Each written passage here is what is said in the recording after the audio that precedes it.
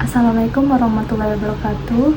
Perkenalkan, nama saya Rici Karamuati, NPM 24311049. Pada video kali ini saya akan mempresentasikan materi pertemuan 4 mata kuliah jaringan komputer, yaitu tentang IP address dan subnetting serta model referensi OSI dan TCP atau IP.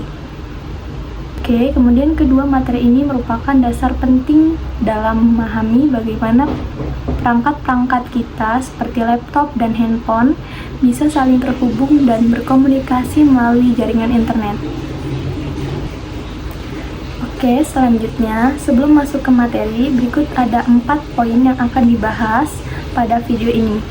Apa saja? Yang pertama, apa itu IP address? Yang kedua, subnetting. Yang ketiga, model referensi OSI.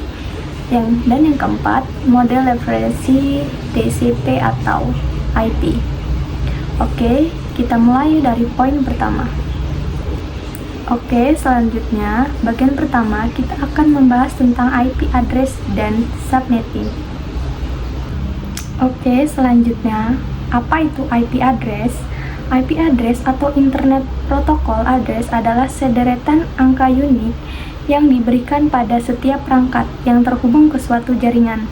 Fungsinya adalah agar data yang dikirim tahu ke perangkat mana ia harus dituju. Nah, sebagai gambaran sederhana, IP address ini bisa diibaratkan seperti alamat rumah. Kalau kurir ingin mengantar paket, ia membutuhkan alamat fisik. Misalnya, Jalan Merdeka nomor 17.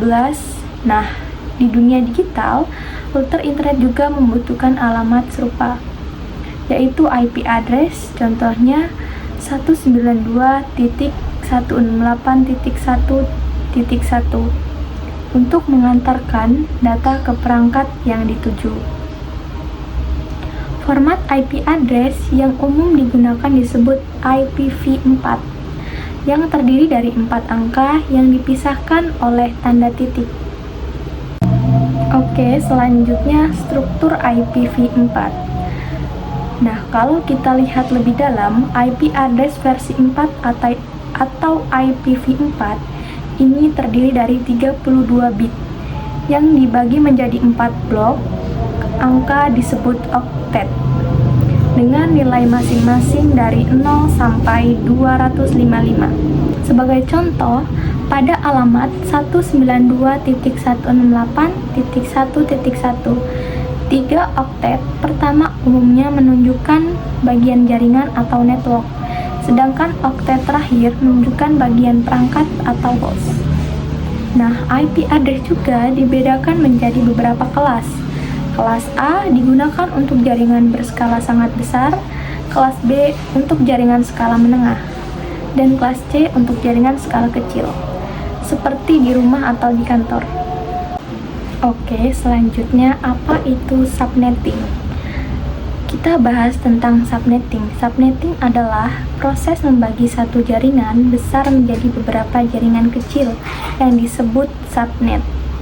Ada beberapa alasan mengapa subnetting ini diperlukan, diantaranya untuk menghemat penggunaan alamat IP, mengurangi trafik data, memisahkan bagian jaringan untuk keperluan keamanan, dan memudahkan pengelolaan jaringan yang berukuran besar. Sebagai analoginya, bayangkan sebuah kompleks perumahan besar daripada seluruh rumah digabung menjadi satu wilayah. Tanpa pembagian, kompleks tersebut dibagi menjadi beberapa RT. Subnetting bekerja dengan prinsip yang serupa, yaitu membagi satu jaringan besar menjadi beberapa bagian yang lebih kecil dan terorganisir. Oke, selanjutnya CIRT dan subnet mesh. Dalam proses subnetting, kita mengenal istilah subnet mesh dan notasi CIRT. Sebagai contoh, penulisan 192.168.1.0/24 menunjukkan bahwa jaringan tersebut memiliki 256 alamat dengan 254 diantaranya dapat digunakan oleh perangkat. Apabila jaringan ini kita bagi lagi menjadi beberapa subnet yang lebih kecil.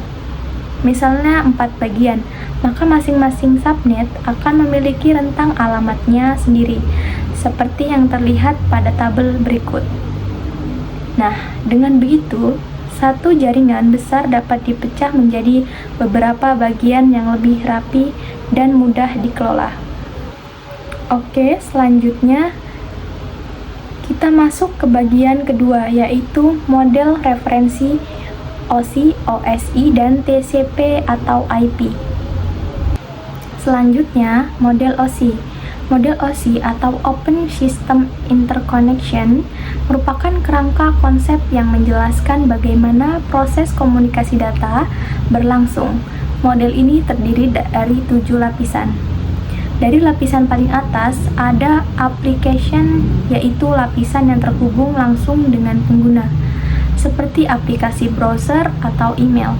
Kemudian presentation yang berfungsi mengatur format, enkripsi, dan kompresi data. Selanjutnya session yang mengelola sesi koneksi antar aplikasi.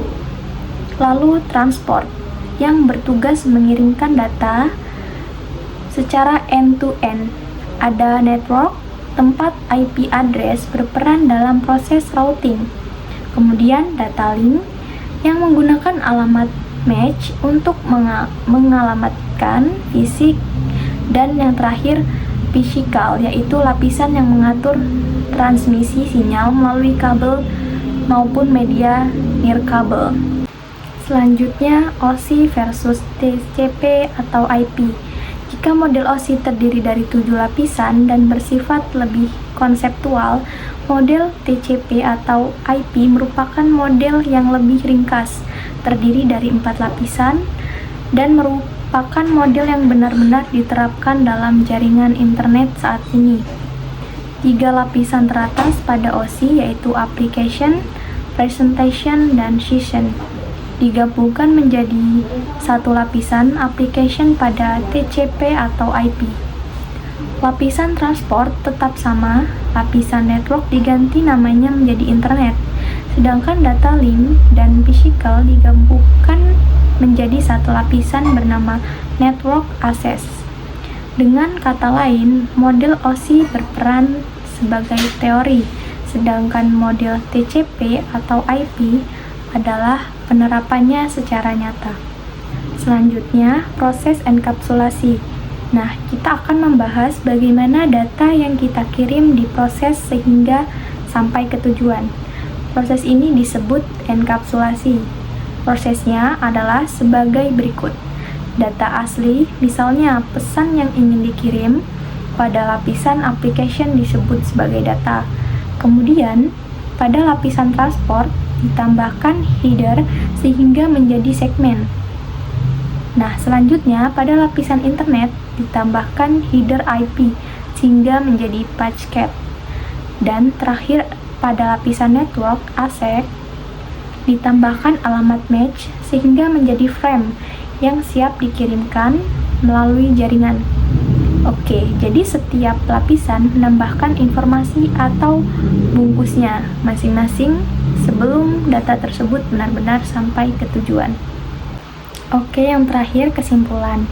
Dari video ini, IP address adalah alamat unik yang dimiliki setiap perangkat dalam suatu jaringan. Subnetting adalah proses membagi jaringan besar menjadi beberapa bagian yang lebih kecil dan efisien. Dan model OSI menjelaskan proses komunikasi data melalui 7 lapisan konseptual. Dan model TCP atau IP adalah penerapan praktis dari konsep tersebut yang terdiri dari 4 lapisan dan digunakan dalam jaringan internet saat ini. Oke, demikian presentasi yang dapat saya sampaikan. Apabila terjadi kekurangan, saya mohon maaf. Terima kasih atas perhatiannya. Wassalamualaikum warahmatullahi wabarakatuh.